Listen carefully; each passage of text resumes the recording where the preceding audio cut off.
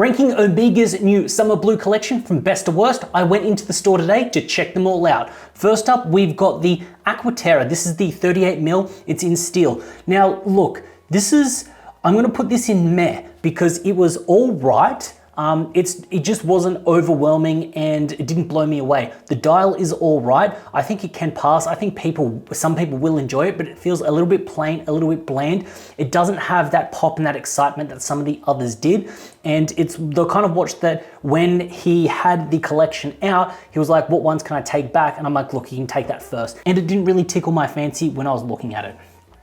Next up is the Diver 300 with the steel bracelet.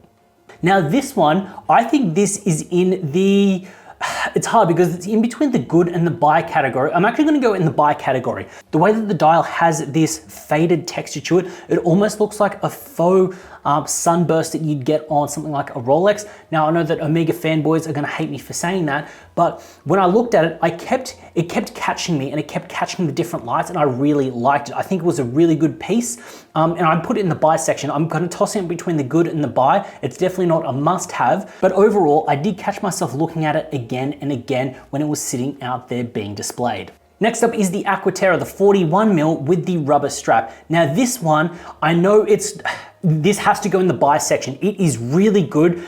I'm straddling between the buy and the must have because this was almost my favorite watch and my favorite piece. I didn't think I was going to like it as much as I did, but it really worked. It felt very summery and it looked refined and elegant. And the dial itself actually does have a lot of texture to it when you actually kind of get in and get close. And when you look at the colors on the website, it doesn't really do it justice. I think the color scheme works really well, especially when it catches the light. Now I'm putting it in the buy section, but maybe later on I'll put it in the must have. It's very much straddling these two. If there was a section in the middle, I'd do that.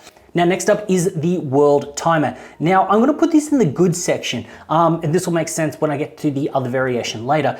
It is good, I think it's great. It's definitely not a meh watch, but it's not the first buy that I would go for. I think it's a great piece, it's elegant, but in the particular colorway with the steel bracelet, I don't think it hits and has that mark or gives you that excitement that you'd actually like from a new piece.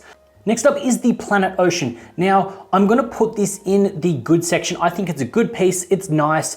Overall, when I looked at it, it didn't have that kind of pop factor or that wow factor that I would like in it. Otherwise, I would put it in the buy section. I think it's a good piece. It's definitely not meh. I think it's all right. I think people would get a lot of enjoyment out of it. But overall, I don't think the color invokes that emotion or excitement that I think I would. So that's why it goes in the good category.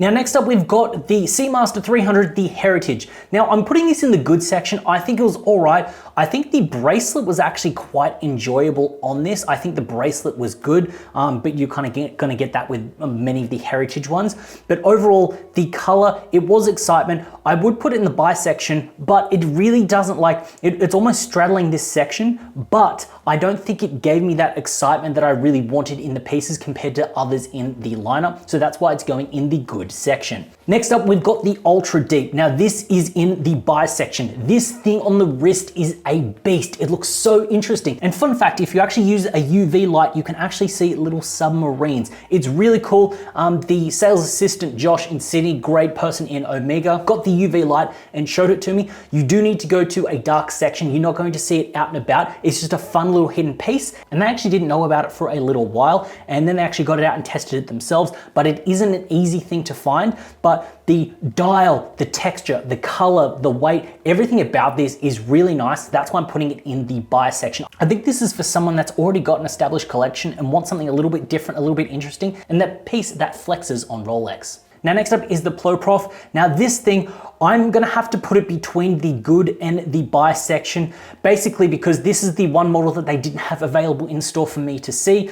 I know a lot of people like it, a lot of people like the look of it, but for me personally, it's not my cup of tea, so that's why I'm gonna put it in between that good and that buy section, but it's gonna settle in that good section. Next up is the Aqua Terra with the steel bracelet. Now this one, I'm gonna put it in the good section because compared to the rubber strap just seemed a little bit more enjoyable. With the deployant clasp, it just had a little bit of fun to it, had a little bit of texture to it. I really liked it. On the steel, I feel like it didn't evoke that emotion. It felt a little bit plain. When it has that steel bracelet, it doesn't quite have that fun and excitement that I think you get from the rubber strap. Saying that, if you were a more conservative person, if you wanted to kind of have a more daily piece, something that you can wear a little bit dressed up, dressed down, then of course this would then kind of be the option for you. So that's why I'm putting in the good section. Next up is the world timer on the rubber strap. Now this was my absolute favorite out of the entire lineup. This thing is just absolutely gorgeous. In this color, it just pops. It's excitement, it's fun, it's happy. Now Britt Pierce put out a video and she really didn't like the look of it. And when I went into store, I went in with a little bit of criticism as well. I looked at it and I absolutely loved it. It was gorgeous, the way it kind of popped. And I'm putting it up there in the must-have section if you've got that kind of cash to splash, because it just worked. The proportions are great. Even for a large watch of 43 mil, it feels more like a 41. It really doesn't feel like a 43. It's pulled back a little bit. I think it's elegant, it looks nice, it catches the light. And more importantly, I do feel like this is the essence of summer blue when you're talking about this Omega range. And then next up is the Seamaster on the rubber strap. Now, where I'm gonna put this is I'm actually gonna put this in the bar. It's hard. I wanna put it in the buy section, but I know I've got the steel bracelet. What I'm actually gonna do is I'm gonna put the rubber strap in the buy section and I'm gonna take the steel one and put that down in the good section. The reason that I'm doing that is when I reflect on it and wearing the pieces, I feel like the steel bracelet on it was nice. It felt like the color didn't pop as much and I feel like it was more congruent when it had the rubber strap.